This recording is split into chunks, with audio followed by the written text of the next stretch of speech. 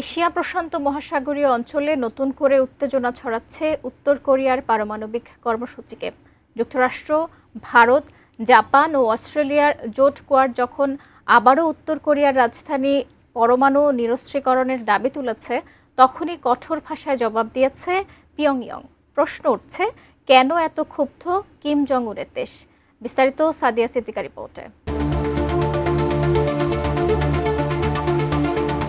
যুক্তরাষ্ট্র, Australia, Japan ও ভারতের কূটনৈতিক জোট কোয়াডের পক্ষ থেকে উত্তর কোরিয়ার পারমাণবিক অস্ত্র নিরস্ত্রীকরণের আহ্বান পুনর্ব্যক্ত করার পর তীব্র প্রতিক্রিয়া জানিয়েছে পিয়ংইয়ং। দেশটি স্পষ্টভাবে জানিয়েছে তাদের পারমাণবিক অস্ত্র কর্মসূচি থেকে সরে আসার কোনো সম্ভাবনাই নেই এবং নিরস্ত্রীকরণ তাদের জন্য চিরকাল অসম্ভব।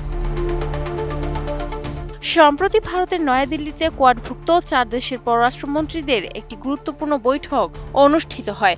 বৈঠক শেষে প্রকাশিত এক যৌথ বিবৃতিতে উত্তর কোরিয়ার পারমাণবিক নিরস্ত্রীকরণের প্রতি আবারও জোরালো প্রতিশ্রুতি পুনর্ব্যক্ত করা হয়। কোয়াডের এই অবস্থানের জবাবে তীব্র ক্ষোভ প্রকাশ করেছে উত্তর কোরিয়া।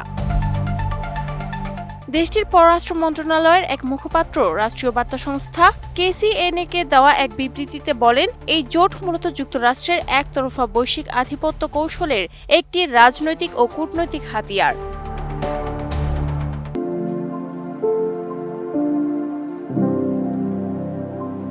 উত্তর কোরিয়ার পররাষ্ট্র মন্ত্রণালয় আরও দাবি করেছে যে কোয়াডের এই একপেশে অবস্থান আঞ্চলিক শান্তি ও স্থিতিশীলতাকে মারাত্মকভাবে ক্ষতিগ্রস্ত করছে।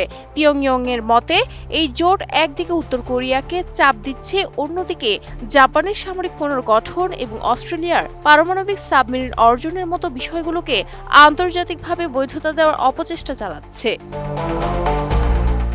বিবৃতিতে স্পষ্ট করা হয় যে উত্তর কোরিয়া কোনো অবস্থাতেই বহিরাগত চাপের মুখে মাথা নত করবে না। তারা নিজেদের সার্বভৌমত্ব ও নিরাপত্তা রক্ষায় অটলভাবে কাজ চালিয়ে যাবে এবং রাশিয়ায় যে কোনো ধরনের জোটভিত্তিক নোংরা রাজনীতির তীব্র বিরোধিতা করবে।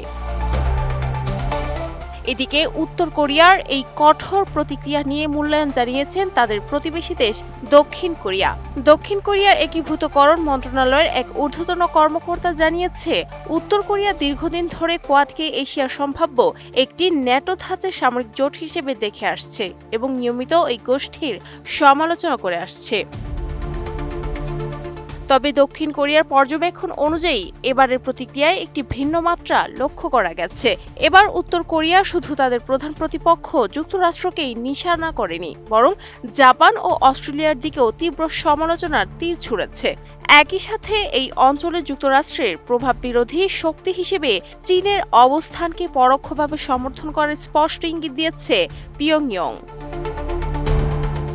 কোয়াডের এই নতুন তৎপরতা এবং উত্তর কোরিয়ার পাল্টা হুঁশিয়ারি এশীয় প্রশান্ত মহাসাগরীয় অঞ্চলের ভূরাজনীতি ও সামরিক উত্তেজনাকে আগামী দিনগুলোতে আরও বাড়িয়ে তুলবে বলে মনে করছেন আন্তর্জাতিক রাজনৈতিক বিশ্লেষকরা। Sadia Siddika, ATN news.